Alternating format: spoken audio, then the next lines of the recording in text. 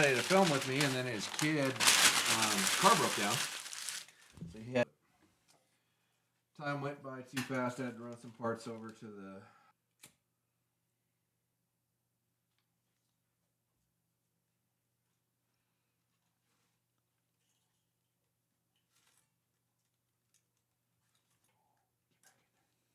Okay, well, done.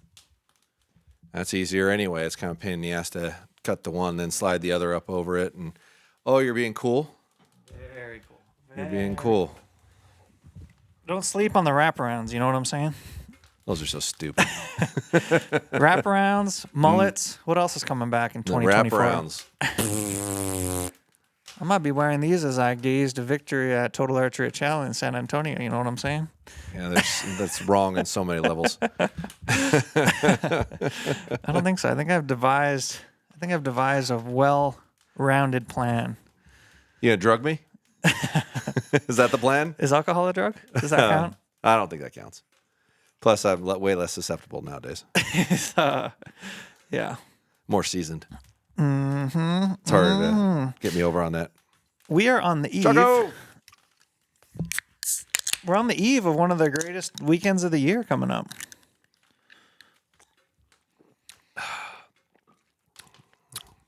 The San Antonio Attack weekend? Yeah, tell them what's going down, Charlie Brown. We get on a plane at 5 a.m. tomorrow. Oh, there goes some AirPods. We get on a plane at 5 a.m. tomorrow. Which means picking you up at what time? Didn't you say 3:30? Probably at 3:30, yeah. Yeah, okay. Yeah, picking me up at 3:30. Be on a plane at 5. Fly to San Antonio. Brandon's supposed to pick us up at the airport. I did see that looks like we get in like 2 hours before James. I think James is getting an Uber. We'll meet him at the house. We're going to sit at the airport for 2 hours? No. Yeah. No, I don't know how far the airport is from our place. I think it's far enough you're not going to want to drive back, would be my guess. I think it's like 30 minutes out or 45 minutes out. I'm pretty sure, because it looks like if I remember right, the location is towards Austin. Yeah. Right. And then you got us a little soiree planned up for Thursday night that we probably shouldn't talk about right now. Maybe save it for after or whatever. Yeah, we can talk about that after. Yeah. Yeah, for sure. Yeah. Ooh, you can throw some bigger stuff in there. It's good. Yeah. I mean, this is kind of like, does this feel like a work trip for you? Yes. It does. They all feel like work trips for me. Okay. Everything's work, and it's not that I don't enjoy it. That's like probably a wrong way to look at it. It's still when you say the word work, like it's a bad thing, right? So I should probably preface this by saying I think in reality, if given the right situation, I'm probably a hermit. I'm happy being alone for the most part, or with very few people, out in the middle of nowhere, and just chilling by myself. Like, I don't really get lonely, and I don't feel a massive desire to interact. But I do have a massive desire to teach people and educate people and get them better on archery. So I definitely enjoy going to the events and interacting with the people. So please, don't hesitate to come up and talk to me. It's really no trouble at all. But I'm always in that mode, right? I'm more focused on that than anything else going around me. And that's my work, right? That's all work. So if you felt like you worked every day of your life all day long for the most part, would you ever really feel like you were taking a break? So everything would feel like work. And that's the danger of having a profession that is a hobby. It's something that you enjoy doing and something you enjoy spending your free time doing, is that now you're never really getting a break. So these because trips, a lot of times your hobby is your break, right? Like, right. You leave work like me and come shoot my bow, right? And it's like a decompression. Yeah. And that's what golf used to be for me as well. It was like I would go to the golf course and it was like a decompression. It was like it was amazing. It was time, and then that kind of flip flops a little bit. So it is a slippery slope, and there's some things to balance out. Yeah, and it's definitely uses and consumes a lot of your energy to interact with people and socialize and that sort of thing. Which it's like I said, I enjoy it, but it also, I'll get done from that. Do you think you're an introvert or an extrovert? I think I'm authentically an introvert. Yeah. Personally. Have you ever heard the determiner? What is that? It's if you are with people do you gain energy? Does it fill your tank up, or does it drain your tank? And there's definitely room in the middle, right? Like not everything's black and white. Yeah, I doubt I would probably be somewhere near the middle, but I can see that like taking, not giving. Yeah. In that scenario, you know. Yeah. Like when I get done with a night or whatnot, I'm wrecked. Like I am wiped out. I'm exhausted. So yeah, I would say that's probably taking in that scenario. But you know, I love doing it. I love interacting with the people. I love hearing your stories and all those things. But don't kid yourself. It's still work for me. And it's twofold because we come back Sunday night and then I have 2 days. Yeah, I have 2 days, which are both work days. I'll work both of those days, probably really long hours, trying to catch up from the days I've missed. And then jump in the truck early Wednesday morning and drive to Reading for that shoot. So we're there Which is all day another big Thursday, send. which is another big one. Yeah, it's 1,800 people or 2,000 people. Yeah, and you're driving, what, a dozen hours to get there? That's a 12-hour drive. Yeah. And we're splitting a house with like 6 people last year when we went down, we were in a neighborhood and the house was nice. It was just the right size for the 4 of us that were sharing it. Had a backyard, so I'd brought a target. We could, shoot some of our closer stuff there. And I got done with that trip and I said, there's no way in hell I'm coming back down here and not renting a place outside of town where we can shoot as far as we want. Because trying to jostle with people at the practice range and whatnot was a nightmare. You get down there a full day early to check all your gear and make sure everything's aligned right and make whatever changes you need to make. But this way we can do it at the house. We don't need to leave the house. Like I drove back and forth from the practice range 2 times the day before. I got down there, thought everything was good, came back home, checked all my short stuff, and it was like, this ain't right. Something's wrong. Ended up going back down there again, trying to get that right, and was just, oh, what a burden. Yeah, that'll help a lot as far as like everyone getting prepped. Because one thing that I think goes past a lot of people are over their heads is conditions are dynamic. So your sight tape is dynamic. Yeah. And that needs to be calibrated wherever you show up, whether it's air density or elevation, humidity. What else? Those are the majors. Yeah, and I think it's supposed to rain like crazy again. Like last year it rained like crazy, and I think it's supposed to rain like crazy again this year, so that messes with you pretty good. But yeah, that'll be a Wednesday till we drive home Monday, so I'll be driving all day Monday. Probably leave at 6, 7 in the morning, get back here at 6, 7 at night, and then work that whole week, and then I'll have a day off. So if you consider me going to these things work, I'll work for, let's see, I worked a good portion of Sunday this week, just playing catch up, the tail end of it. So Sunday, Monday, Tuesday, Wednesday, Thursday, Friday, Saturday, Sunday, Monday, Tuesday, Wednesday, Thursday, Friday, Saturday, Sunday, Monday, Tuesday, Wednesday, Thursday, Friday. Was that 15 days in a row? Yeah, I don't know. Yeah, I'll work 15 days without a day off. Yeah. So half of this month I'll work straight through.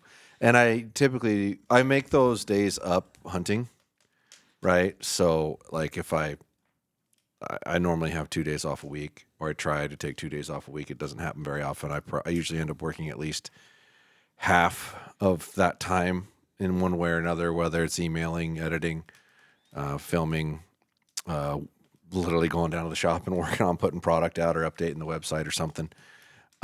So I usually probably have a day and a half off a week on average. So, but I make them up, I'll take a week.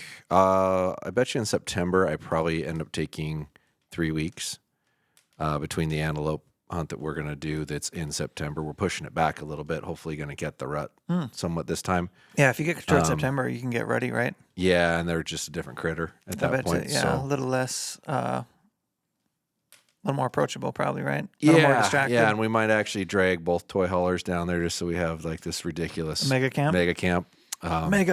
Because we're going between me and my cousin, we'll take both of our, we both have Expedition 4s, or whatever they call them. They can fit four men in them. Those are like a side-by-side, right? Yeah. So we'll have 2 of those going different directions. Bobby usually brings his General, but he comes from Los Angeles, so maybe he won't have to bring it this year, and we'll bring ours. But we'll see. Or we'll drag the one down there. But either way, that'll be a good time, and then we'll get back here, and elk season will be in full swing. And I'll hunt at least a week and a half on that. We'll see if how much bear hunting I do. And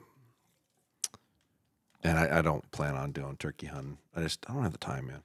Yeah. Yeah, I got to pick and choose your battles, right? If it's between turkey hunting and bear hunting, I'm probably going bear hunting. Yeah. I'd rather shoot a bear because I'll eat the bear. All I hope for is one good turkey hunt, and I hope for that. It's not a guarantee, but once it gets into May, and it probably should be right now because we had a little lighter winter around here, it's on like Donkey Kong, you know what I mean? Yeah. And it's when you can go chase a full-size bear in the mountains versus, a turkey. A little 20-pound butterball. I mean, I appreciate them. I talked about it on the last pod. I really like it, but bear hunting's it's big game hunting in the mountains in the springtime.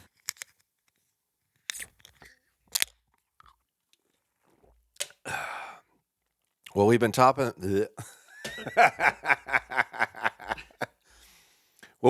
this top for months, and apparently they got the word. Jocko Go, our newest sponsor. Coupon code Josh and Tim over on their website. They got an entire supplement line, 100% American-made products. A little side note, almost everything in archery is an American-made product. Something we really are glad we get to support and are very happy about being involved in. If you like what we do and you like American-made, give these guys a try. Help support the pod. Help support what we do. Appreciate it. All this will be linked down below in the description if you want to give it a try. Yeah, if you're into turkey hunting, or I could see me turkey hunting from like April 15th to April 30th. That's typically my program. Because you're waiting for bears to start hitting your baits or get moving a bunch, depending on how you're hunting your bears. But yeah, once the bears are going, it's like, yeah, screw them birds. So, but you narrowly avoided a disaster yesterday, didn't you? Yeah. Yeah, why don't you tell us what happened? Yeah, thanks to you. Your help. Anyway, Joel and I were sitting on the range. I always hand Joel my bows, and I'm like, here, check this out. Shoot this, shoot that. Because Joel and I actually have pretty similar setups. We can shoot each other's bows interchangeably. And Joel was shooting the Bear Alaskan XT, and I could hear a ring. Little ching, ching, ching, ching, ching, ching, ching at the end of the shot. And I was like, Joel, what's that ringing? And I hit the bow a couple times, couldn't hear anything. And then Joel shot it again, heard it ringing. And Joel was shooting a new release, so I thought maybe it was his release jangling, or whatever. And I don't think it was till I walked up here or walked over to you or something, I finally pinpointed that there was ringing down by the cam. And that ringing looked like just like a little washer was extruded from the cam. But what you said was it was the bearing that just blew. Yeah. Yeah. And so you need those bearings in your cams because that's what they rotate on, right? Well, yeah, and it's what it keeps it where it's positioned, right? If a bearing goes out like that, the cam will start to shift left to right, and then your impact points start changing a lot. We don't want that. Your angle will change as well. So we kind of did surgery. Yeah, we did. And by we, I mean you. Well, we did a quick little makeshift video on how to change a cam bearing with nothing but a hammer and an Allen wrench instead of the right tools because we ran up to the house to do it because they were slammed in the shop and we wouldn't be able to film down there. And it was short time. I mean, that was yesterday evening. So threw that together real quick and it's dialed right back where it was, right? Yeah. It's dialed right back where it was. Yeah, I'm shooting bullet holes. It's good. So I think we could have avoided a real problem down there, which is good. Yeah, let's hope that's the only one. You don't go to tack with a backup bow. No, you don't. And I shot my bow. I had to reserve it, reset the peep, I put a nose button on it, and I still think my string's turning a little bit. But I had to resight it, changed my arrows, went out and shot distance for the first time this morning. Like I shot it at 90 and it looked pretty close. So I'm like, all right, my tape's pretty darn close. Next chance I get where the weather's not bad or windy, I'm going to run out to 140, 150 and send a couple and see how far off they are. And that was this morning. So at like 9 o'clock, I ran out to the moose and shot an arrow, and it was about that low, the middle, but it tracked real good left to right. And so I kept moving my sight down until it hit in the middle of the target, and then knew what I needed to do to my sight tape to change and reprint a sight tape that's a little more accurate at that distance. And I still hadn't checked my third axis yet. So reprinted that, reset that, walked up and shot the uphill and the downhill, and I was hitting right downhill and hitting left uphill. And I'm like, well, that's weird. Every time I've put this thing in my draw board to check for that third axis, it's been perfect. Like I'd go out and shoot it and it would be right on. So I'm like, that's really weird. But so sure enough, I shot it down and I shot it up and they went opposite directions and went, well, that's third axis for sure. So I drug it back in the house, came back in here, pulled it back in the drawboard, went to grab my Gen 2 level, and the base on my Gen 2 level was loose. So when he clamped it down, it was cocking it. So I tightened it back down, put it back on the bow, moved it over, and sure enough, those bubbles didn't line up with each other. And the direction that you would need to move it, which if you're shooting downhill and you're hitting right, you need to move the end of your scope towards you. So the far out position needs to come back towards you, the left side. So, and if you're shooting the other direction, you need to move it away from you, which changes your bubble to where you're pointing level and straight on track. And sure enough, it was off the appropriate direction, just a little bit, enough that would cause you to hit, that far to the right at 50 yards, which was about what it was, and move that over. And I haven't checked it. When we get done filming, I'm going to go out and shoot it and make sure it's right. But I bet you it is, though. Yeah, but I'm willing to bet because, like I said, I've done it with that like 4 or 5 times, and I'm to the extent that I don't even worry about it anymore. I put it in there and go, yep, it's good. I'm out. Well, it's good if you actually have your level on it right. There's got to be a better way to get a flat level on a riser. So many of these risers aren't flat anywhere. Like how you getting a square position off of your riser pitch, right? And I thought about it yesterday a little bit because it's been bugging me, and I might make a level that's actually square that you screw onto like the quiver bracket off your sight, because that's always going to be flat. I was trying to think of what on a bow, what part of your riser on every bow, no matter what bow it is actually flat and 90 and square, so you can actually clamp to it. And that was the only part I could think of that's universally similar to everybody. So if you have those 2 screws that go on the side of your riser for your sight are always going to be flat and square. So that means that if you bolt the sight on it, the 2 quiver screws that are in every sight bracket would be square. So I think I may actually end up machining a level that screws into that with just some wing nuts for setting on there for setting your third. So it's like bolted on and it's square every time you put it on, because it's hard to actually find something for that. It just is. So if anybody's got any ideas, I'd love to hear them. Comment down below on how you should attach a level to a bow to be able to tell when you're pointing downhill that your bubble's actually square. That would be neat. But that was the only thing I could come up with. Yeah, your third axis is one of those things where, and I would still say a lot of people might be a little gray to it. But if you go to a steep slope and it's off, you're off, right? It's just. Oh, yeah. It's undeniable, and it's really important, especially when you're shooting steeps and distance. I mean, all that stuff adds up, and if you want your bow to be super tuned, that's one of the ingredients that's part of it.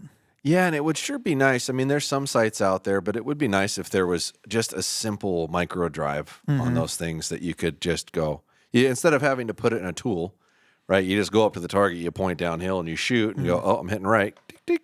Keep and tweaking if it was labeled, like said out or in or whatever, that would be cool. Yeah.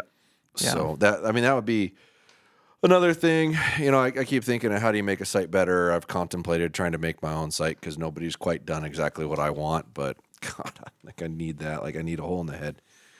But there's a couple of things I would do slightly differently to make some of those processes real easy, especially shooting your third axis. Yeah, I can't really brainstorm any new features that would be important, but I could think through how they could just be a little cleaner.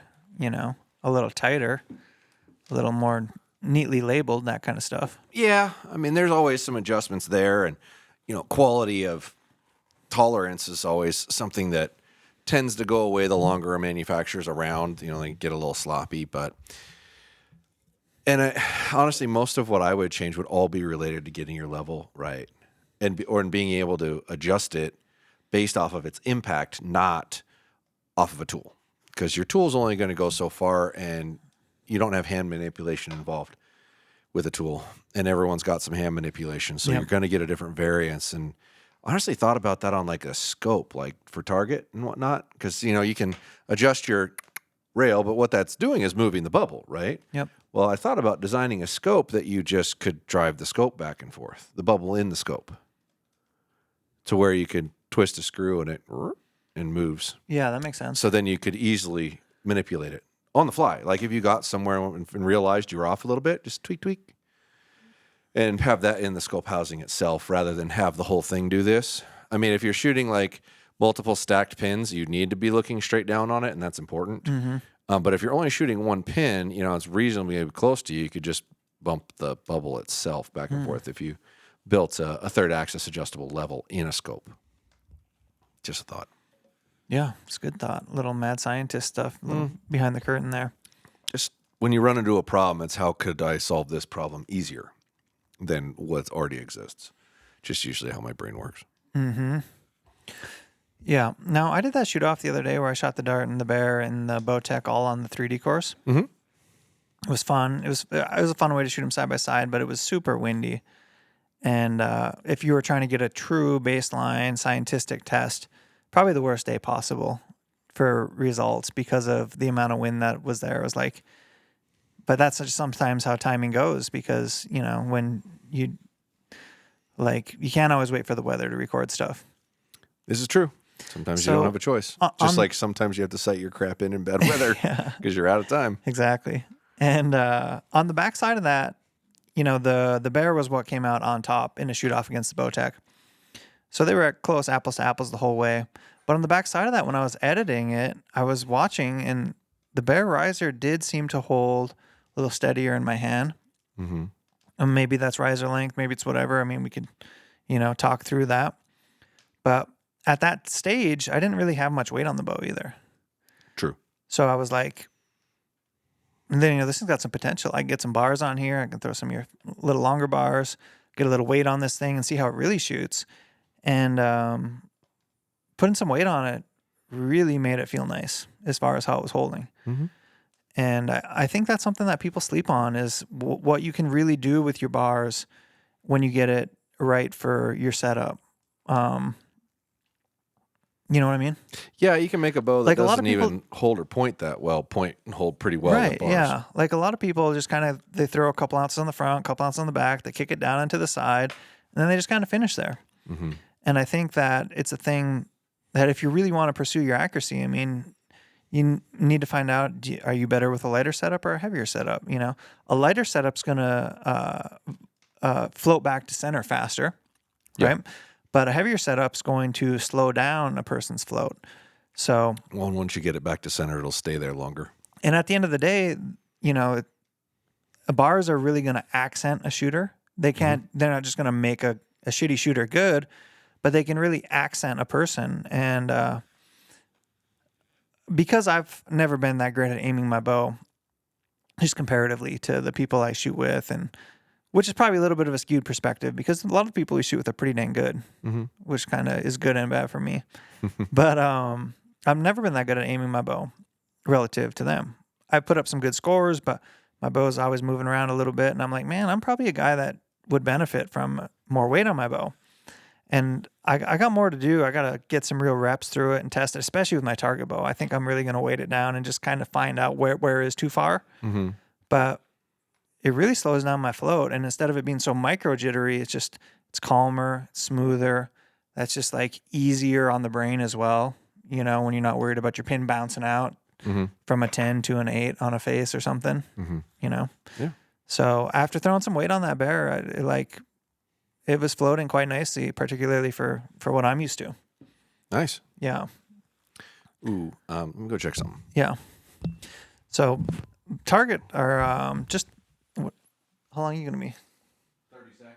Okay. I think I hear something not good. Oh, okay. So it was kind of eye-opening to me to just see how well I could accent that bow. That's exactly what I thought. What was it? I'll take a second. Okay. It was kind of eye-opening to me to see how well I could accent that bow. And it's got me thinking I just got to play with all my bows and really take the time to dial that in because I think it's pretty important. Oh, for sure. Getting your weight right on your setups has a ton to do with it. And I never take all the time because it takes too long. You have to shoot a lot. You do. I don't have that time. Maybe in the future that would be nice, but at this moment I don't. So when I ran out of the film here, I kept hearing this ka-thunk, ka-thunk, and Louis outside. Oh no. And I had just gotten this little. I'm trying to remember where I found it. I bought it off of either Amazon or TikTok Shop or something. But are you familiar with a Blackstone grill? You know that I like to cook on? The flat top. Yeah. So there's one big negative thing about a Blackstone grill or any variation of a flat top cooktop is the grease has got to go somewhere, right? Oh God. And they have like this little tiny foil tray thing in the back, right, for dropping all the grease in. And if you cook like a big package of bacon or something like that, you're going to fill it up. Yeah. Like it's just never good enough. It's not nearly good enough. Well, I found the coolest thing. I bought like 5 of them, and I even texted my cousin. And I was like, "Hey, next time you come over, remind me. I got a present for you," because he's into the Blackstone too. I like to cook on the cast iron, but it's a little tray with a funnel and a hose on it, so you can direct the grease into something bigger. Well, I got a 5-gallon bucket out there. Louis was licking the 5-gallon bucket, so kept hearing this ka-thunk, ka-thunk, sounded like a dog licking a bucket, and I went, "Oh shit." Hang on, I better go look at that. That dog loves food, man. But he didn't get into it too bad, so it's good. And I picked the bucket up and put it on top of the grill. But yeah, a little silicone funnel tube that comes down. You can kind of stick it wherever you want. Because man, I cook on that thing all the time, and I can't get the tray to stay on the back either. So it's like I fill up this whole thing every time I use it, and it's like there's got to be a better way. And so I think I bought like 4 or 5 of them because I've got a Blackstone in my toy hauler. I've got a Blackstone at the property. I've got the one here. And there's one down at the archery shop. I like cooking on it. I bet you I cook almost every meal anymore on a Traeger or a Blackstone. I almost never cook in the kitchen. Mm-hmm. I do some prep in the kitchen, but I don't even cook in the kitchen. It's pretty rare. Yeah, the opposite of us right now. They don't get to see the angle is to the fireside chat, but you got this like cool roll up door that's always kind of hidden behind the whiteboard. Mm-hmm. But you're gonna swap that out with like more of a restaurant style door, right? Yeah, what do they call it? A glass door with a little metal frame, which I think will look awesome. Oh, it's going to be beautiful. So the area that we film this in is actually my hangout area, which Tim likes to, like, oh, dude, this is great, and we'll do this, and blah, blah, blah. I'm like, Tim, I live here. Like, the camera's going to get moved, light's going to get moved, we'll have to put it back, and you got to deal with it, because this is still where I live. Yeah. Right? And anyway, this it's like a leisure space. And if you go out through that door is my cooking area and a big carport, and then off to the left is a giant deck, and then you go down to the pool. So it's like this really big, large, entertaining area, and that'll make it to where it feels like it's open. Yeah, it'll feel like an indoor-outdoor space, which is pretty cool. Yeah, well, that's what I'm going for. So I rearranged where all the stuff is for filming with a press and a stand and whatnot, and the leveling tools, and the whiteboard to where you can just roll it around and move it wherever. So, but yeah, that'll bring a lot of light in here too, which would be nice. Yeah. So pretty excited. That's another 2 to 3 weeks that'll be in. So is that a Justice job? That's a Continental door job.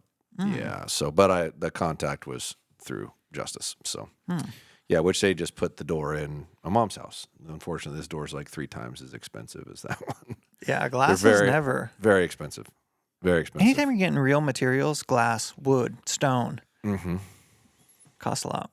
Yeah, well, this is way more than I thought it was going to be, but I talked myself into it. Sometimes you bite the bullet and do it the right way once, buy once, cry once kind of thing. It was definitely a buy once, cry once thing. It's like if you're doing this for making this the way it should look and should be, then don't cut corners. Yeah, do it right once and be done with it. Yeah. A lot to be said about that. Yep. A lot of lessons learned doing things a couple times, Of course. Yeah, for sure. What are you most looking forward to down in San Antone? Well, I was really looking forward to shooting with the ranch, but he's not shooting with us. Yeah, so we gotta talk more about that. I gotta let Dog in real quick. Yeah, go ahead. I'm looking forward to seeing the people, and I've never actually shot this tack. So, and it's been a while since we've been around a large group of people, and I'm looking forward to that and the interactions. They're all fun. But I'm not sure how big the village area is or whatnot on the vendor space, but it'll be nice to get away and have some time with Brandon and James, and a couple podcasts in there. Should be fun. The banter will be enjoyable. I think it'll be high quality banter. I think it'll be really good banter. I think it'll be really good. Be interesting to see how well they shoot, because I've never actually shot with Brandon. I mean, I helped him work on some things, but I've never actually shot with him. I've never shot with James. He's pretty capable. He's shot some scores in the 90s, some Vegas rounds. Right on. You know, he's capable. Yeah. I think So should be a good time. And have some questions for James, but I don't want to talk about it on here. Which I bet you do too. Yeah. Yeah. It'll be fun to see him, hang out with him. Mm-hmm. I think we got a great group. I think it's going to be fun. I think, there's going to be some great content that comes out of it. And I haven't actually been to Attack in 2 years, I believe. Yeah. And they've gotten more and more popular. So I'm kind of like, is Vendor Village going to be twice the size? Well, I think they only have a given amount of space period that they can use in those venues. So I'm not sure. And I've never been to the San Antonio one, so I don't know how big their village was to begin with. But I know the Vendor Village in Utah was bigger than the one in Big Sky. Yeah. Because did that Utah one last year, and that was quite a bit bigger. And I think that's the biggest village, I think. But And all I really hope is that we get to shoot our bows a little bit before we get thrown out onto the course. Because we always have to go early. That's just the way it works. we're not going to get to. Just telling you right hopefully now. on Thursday, I think we might. How? I don't know. I thought Let's think about this.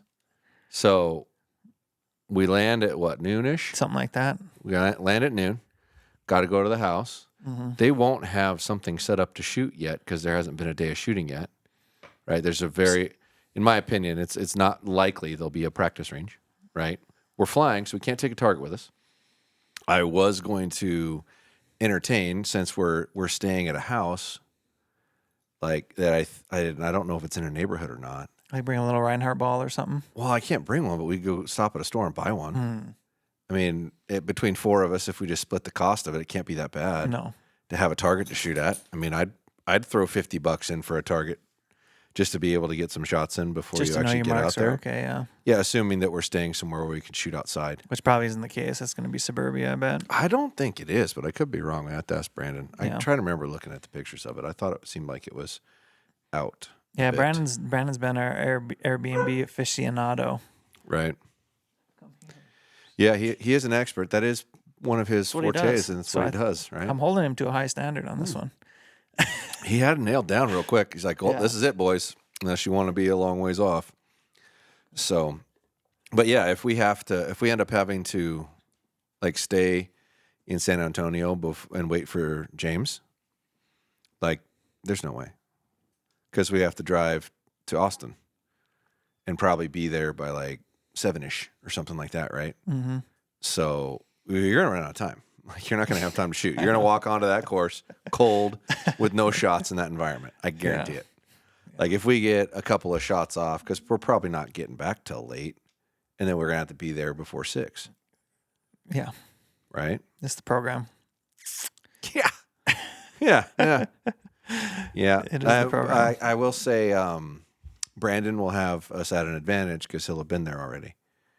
Because he was going to he's got to be in Dallas by now. He'll have right? snooped around a little bit. Well, yeah, his folks live in Dallas, so he was going to go down early and stay with his folks. So my guess is he'll have shot his bow at his folks. So he'll at least have shot since he flew. Well, that's good. So Brandon will have the advantage. I like a little advantage for Brandon. I like that for him. Yeah, no, that's good. That's Yeah. good. What's Plus, your if we had a target at the house, we could do some games or competitions or something there too. What's your arrow setup? I am shooting a 3DHV 350 with 130 grains in the front with my field point and my insert. So I am shooting, I think they're 30 grain. I am shooting something I could actually hunt with. Now, granted, they're light. They're 343 grains or 342 grains, but it is threaded. It has a 100 grain screw-in point in it. It's a vein I would hunt with. The only thing that it's not how my hunting arrow would typically be set up is a lighted knock, because I didn't want to shoot lighted knocks. So, but outside of that, it's the same arrow I hunted antelope with. So, and I'm shooting a Lift 33 at 70 pounds with an offset bar and a 15-inch front bar. My setup is 100% a hunting setup. I don't have a V-bar. You didn't sneak a lens into it? Crap ton of weight on it or anything like that. I've got a legit hunting setup. I took my quiver off, but the brackets are still on it for putting the quiver on. I don't have a sidebar. I don't have nothing. I did put a little more weight on it, but that's it. And I didn't stick it off to the side. I put more weight on the front bar, and I put a little weight on the back, on the riser. Nothing. It's a hunting bow, and it's set up like a hunting bow with a little UV mini head on it. Yeah, but I'll hunt with that. Yeah, I'd hunt with that in a heartbeat. yeah. I wish that scope. What are that you getting sight out of came your with that. top pin? Do you know how far clearance you can get top pin or center housing? So I had to move it up a set of holes, so I think I can bottom the side out before I run into it. And I didn't look. I think my tape goes to like 170 or 160 or something like that. I haven't rolled it down. You think you can get 160 center housing? Well, you want to give me 30 seconds? It's right over there. I'll go Yeah, check. go grab it. Hang on. Yeah, we like props in here. Okay. I know exactly what I can get to the center of my housing. It's about 130, which is still pretty good. And I could add a bottom, because I'm just shooting single pin center housing. I could add a bottom pin or mark to that and probably get 15 or 20 yards. Okay, here we go. We got a little prop in the house. I see a little MFJJ target bar weight sprinkled in around there. Yeah, a little larger diameter. I didn't want them sticking out too far. Yeah. You know that thing that you said, well, should I get some of those? I was like, you're shooting a hunting stabilizer. And then I used them. I just did that to mess with you. Okay, so my upper needle is the one I'm using, and this sight goes down to... So my upper needle is at like 163. It looks like you'd run into your fletchings there. Well, I'm going to find out real quick, but I'm looking at where my needle is. So that's at 163. And I'm going to put my arrow in it. Josh is about to tell you guys about a trick here. Hang on. All right, so if that's my bolt hole, yeah, I can clear that. Yeah. So I lined it up with the upper portion of the bolt hole, and my fletch won't hit that. So I can shoot 163 center of the housing. And... Why are you able to shoot so far? Because I'm a man. You got a high peep on there? No, I've got a No, longer you got face. that ultralight. Plus, you got that I've got a ultralight. lighter arrow. Yeah. Yeah, I've got a lighter arrow. I've You're got a 70 grains lighter than me. There you go. Imagine that. That's a lot. Yeah. Well, 70 grains to get you about 30 yards. Yeah. How much do I got on you? That's what I'm talking 30 yards. about. Yeah. So and that's middle of the housing, and I'm betting with that gap right there, I could probably shoot 180 off the bottom pin ish, somewhere in there. It's pretty G'd up setup. Yeah, at 70 pounds too. Like the bow I built last year for antelope with field points, I was able to sight into 200. I lost about 10 when I stuck broadheads on or something like that. But it was 84 pounds. This is 70 pounds. So I'm very impressed with this bow, and it sits really well. I have not picked or settled on this bow from a hunting standpoint because I haven't done all my other ones. I've got 3 more bows to build when I get back. It's just kind of your first build. This is the first build, and it's the only one that's really truly sighted in. Mm-hmm. So, and I'm still messing with sighting it in. So, and my peep's still not perfectly coming around. I just twisted it earlier today. I got to shoot it a few more times, but so I'll get another 10, 15 arrows in it before I put it away and pack it up for tonight for leaving. Yeah, and how about your little grip there? Oh, the Total Peep 0 degree. I You're love that into grip. It's good. It's good. I don't grind my knuckle. It's squared edge. I don't get any weird heel pressure or All throat of your pressure. knuckle stuff is gone? All my knuckle stuff's gone. Josh was basically like grinding his knuckle where Matthews cuts out on the... This guy right here, right there, this is what hits me. And Yeah. It hits me under there. And that Total Peep has a little bit of a reveal down below that allows me to have that clearance. I was going to make a grip, and I still might, but I found that grip, and I'm like, nope, that solves my problem. I'm good with it. My desire to make a grip is kind of backburnered now. I'm not that worried about it because I've tried the older ones. I've tried an Ultra View, and I've tried a Shrewd, and both of them touch still.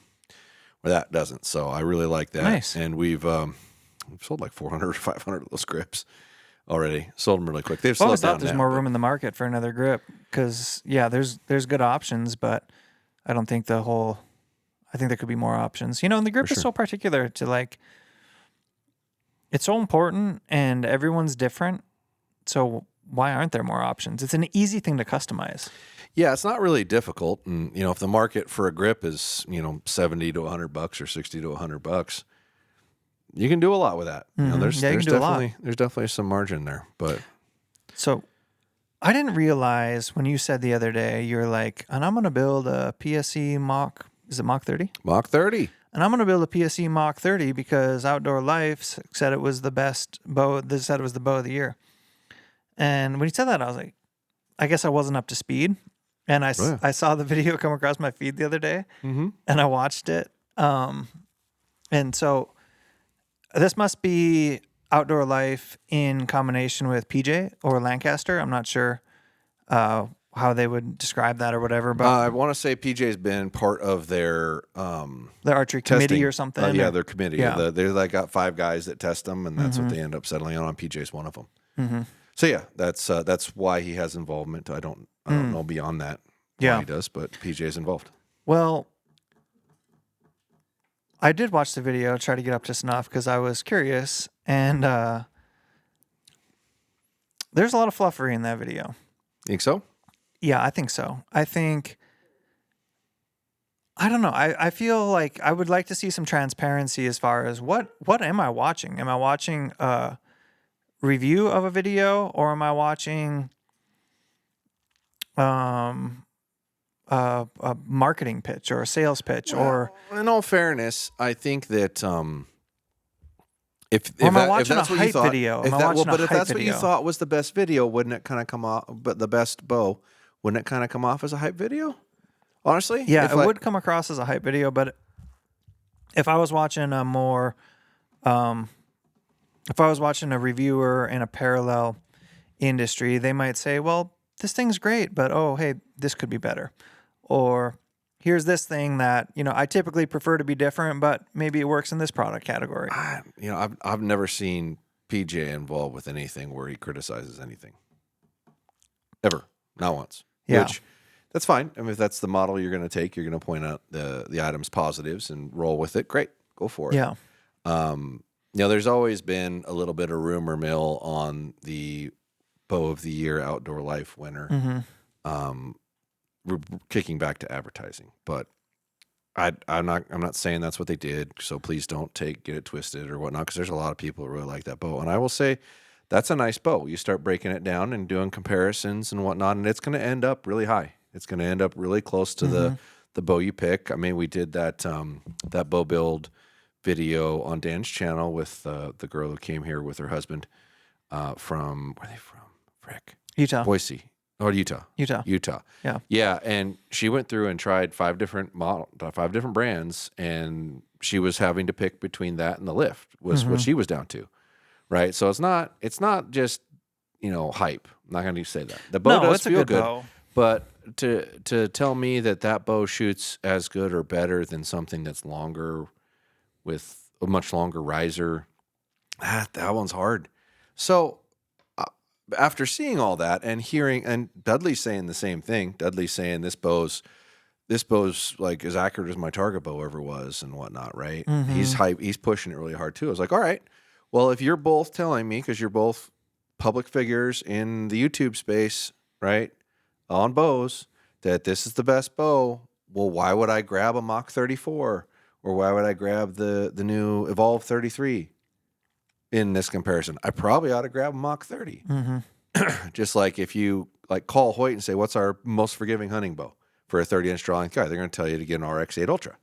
So I grabbed an RX-8 Ultra. Last year when I did this, which I never finished it, and I apologize for my chaos in my life. I've had a lot going on the last 2 years of major changes and what have you, so sometimes it didn't quite work out with enough time. But I had said, well, I got to be comparable bows. Nah, I'm not doing that. What's your best bow? Yeah. What's your best bow for somebody with a 30-inch draw length? And go down the line. So for me with Hoyt, that's an RX-8 Ultra. The shorter module peaks at 30 inches, so you're going to get good efficiency out of it, but the cam's not maxed out, so it won't be finicky. So that's a good option, a good choice. Not super fast, but super forgiving. The Mach 30 is supposedly the best bow PSE makes for hunting, so we're going that route. We're going to try that. I've got the Elite Ethos. Is that right? Ethos? Yeah. That's specs wise, like right up my alley of what I would like. Oh yeah, don't sleep on that So bow. I've got that bow up here. I built the RX-8 Ultra. I've got the Lift 33. I've got those 2 to build. And I'm going to add a 5th. I was going to add an Athens, but Athens went out of business, so there's no reason to even look at it. at that point for a comparable, so I might put a fifth one in there. I've been going back and forth. I wasn't going to do a Bowtech because they didn't really make a bow this year new that I would be hyped about, but I'm kind of rethinking that. I might just grab an SS because out of those two bows, I'd take the SS personally. Yeah. So I might grab an SSS, build that, and give it a fair shake. But either way, we got options, and when I get back from Reading, I'm going to try to build whatever bows are left in like a week and a half. Yeah. And get that done. So, and I have something I need to buy, and I could probably use some of the fans' help from it. If anybody listening to this podcast that really knows a lot about good laser sights that can be mounted to like a Picatinny rail, that are good for, I'll call it back. That are good for like 100 to 200 yards for good projection, like you can see it, and it's a fine beam, but bright that you can see during the light. I need a functional laser sight for some of the testing I'm doing, and I don't know hardly anything about them. I mean, I've got a couple of red dots like that, laser sights, and a couple of red dots in scopes, but I need something that'll project a dot on a target. I've got a stabilizer that you can mount, that's got a Picatinny on it that you can mount anything to. I think I settled on using that to aim with. So if you guys can comment down below on who makes a really good one or a really tight, good, bright. I think green shows up better than red in the light, if I remember right, but I'm not sure because I don't know much about them. So comment down below and give me some little input because I need something that'll project a dot onto a target so I can duplicate a point of aim out of a machine. So I know it is for some of the stuff going forward. Yeah. So please help me out with that. Get the man some help. Yeah. And the only thing I would do different on this arrow, because I really like this. This is the 30 grain titanium and 100 grain field point. I had some other componentry made for these. I decided to go ahead since Easton is no longer holding a patent on the hit insert, that I had 25 grain and 50 grain steel hit inserts made and 5 different sizes of titanium collars. So you can run a standard hit insert system, and the titanium collars are 1/2 inch coverage, not a full inch coverage like iron wills, because I thought that was excessive and unnecessary. And I'm possibly going to have 15 grain titanium inserts. They sent me some prototypes, and I'm not sure. But it allowed me to build like the arrows I had like this with lighted nocks on them. They weighed 325 grains with a collar and a titanium insert and 100 grain tip. Damn, boy. Yeah, it's light and it's fast just for funsies, but it's durable on the front. I mean, the arrow itself isn't durable, but the componentry and what it's in is The collars durable. Definitely help. They definitely help stiffen up the front of that arrow. Yeah, so by the time this airs, those will all be on the website if you're interested. I think I had like 1,000 of each insert made and 1,000 of each collar, so it's like 5,000 collars and 3,000 inserts. And I think you'll be surprised on the reasonable cost of what they are. So let's circle back to the Mach 30 for a second. Yeah, back to the Mach 30. It's a beautiful bow. When we did the shoot off at the launch where I shot him with my speeds, I went through every bow. Keep in mind, this is my feel, my draw length, my opinion. But of all the bows that I shot that day, side by side, that thing was probably the squirreliest in my hand. Well, it should be. In about the 5 or the 6 foot test. It should be. Yeah. It's not the fastest. But it's close. It's fast. Yeah. It's fast. It's fast, and it feels good on the shot, and the draw cycle of the cam's good. Like, there are things about that bow that are really nice. Yeah. But a 30-inch bow with a crap ton of reflex on a limb that goes out and then comes down, so the overall length of the riser is pretty short. It should feel squirrely, which is why when I watched your hype video that they came out with for the bow of the year, and they just kept saying the same things over. This bow's just so accurate, and if it really is, I could see where you'd be like, anybody who understands like riser geometry and what makes a bow stable, if that bow shot stable, right? It would be pretty incredible because it shouldn't. Yeah.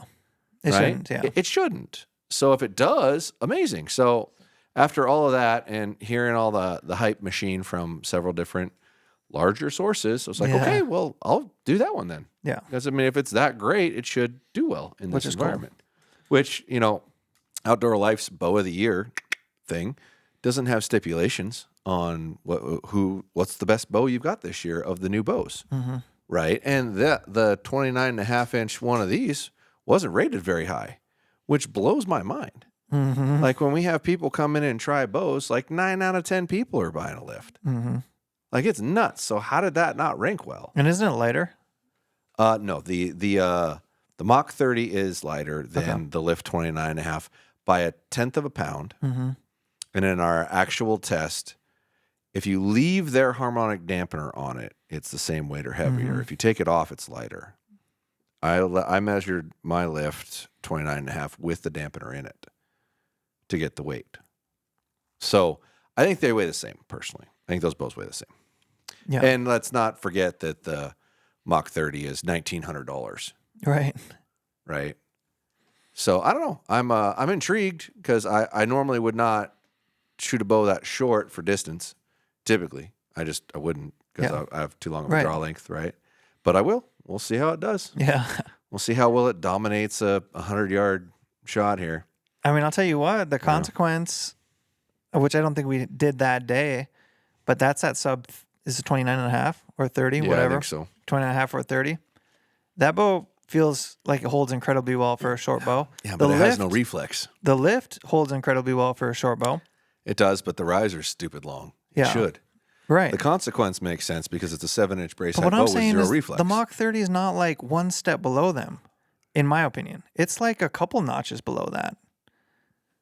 That's just my opinion. That's just my opinion. It's hard to say. I mean, there's some validity to a certain amount of reflex and a certain amount of geometry on if you get it to flex in the right points, just like torque tuning your sight or torque tuning your rest. Yeah. You're finding a point that doesn't make sense why it happens to line up and do the things that it does. So maybe they got some magical reflex pivot point, something or other in it that makes it shoot really good. I'm going to find out.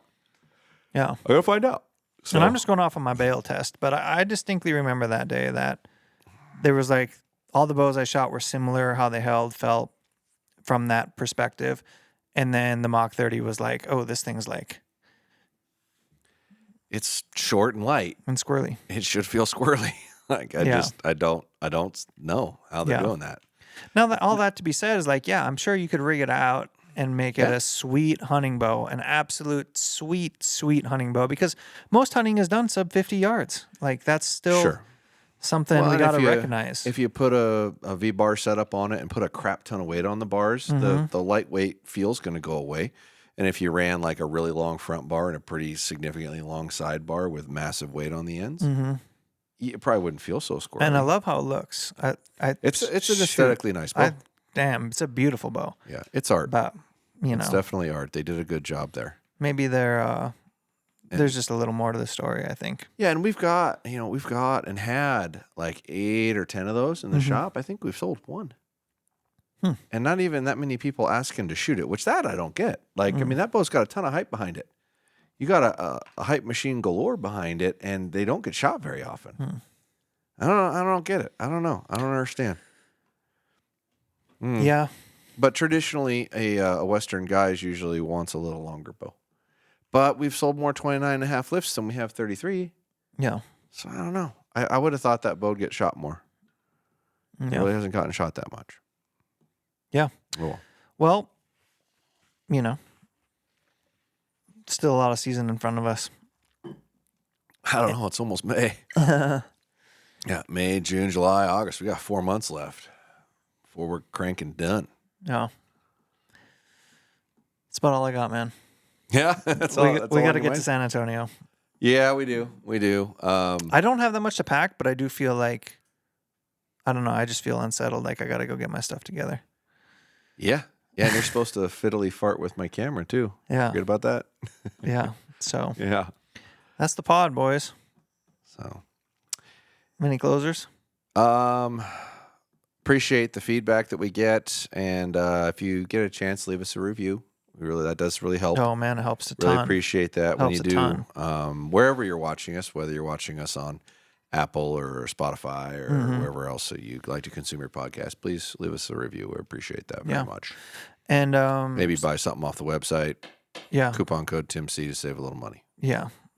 I like that discount code a lot. Supports what we do. And the next couple episodes should be real heaters, man. We're gonna be recording with the boys, a little guest location. May or may not be beveragitas, cervezas. Yeah, that's the thing I meant to ask you. Are you actually going to get drunk and do that or what? Well, I don't drink too much, but I'll have Exactly. I want to see what a drunk Tim looks like. I don't know if I've ever seen a drunk Tim. Yeah. Like authentically drunk Tim. Yeah. Anyway. So you can tell by his level of enthusiasm he's not going to do it. They're going to be great. And you're going to want to be subscribed or tuned in whatever platform this is coming across. Cause if we play a shooting drinking game, we can't. Why not? Because it's not against the TAC. It's against the TAC rules. No, not during TAC. Oh. Like if we have a place to shoot at home, something like that. Yeah, I mean, are you going to bitch out? No, I'll have a little whatever. Well, what if the rule is you have to do this if you miss and you keep missing? Yeah. You going to bitch out? I can't get too sauced. Come on. All right. Anyway, those are coming next. So it should be entertaining, awesome. folks. It's going to be awesome. Yeah. It's going to be awesome. Peace out.